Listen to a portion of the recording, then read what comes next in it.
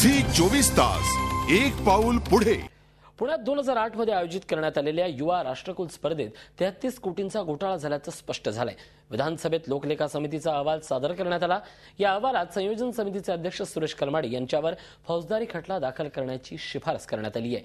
बालेवाडी संकुलात युवा राष्ट्रकुल स्पर्धेचं आयोजन करण्यात आलं होतं। यावेळी बालेवाडीत उभारण्यात आलेल्या हॉटेलच्या बांधकामात घोटाळा झाल्याचं स्पष्ट झालंय। कलमाडींकडून घोटाळ्याची रक्कम वसूल करावी अशी शिफारसही करण्यात आली। दरम्यान भाजप आमदार गिरीश बापट यांनी कलमाडींवर तातडीने फौजदारी गुन्हा दाखल करण्याची मागणी केली आहे।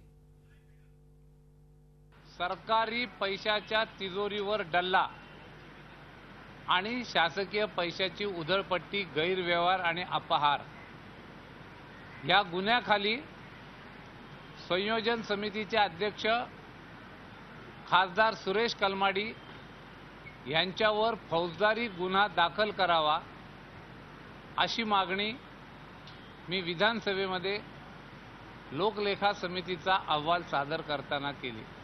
झी 24 तास एक पाऊल पुढे।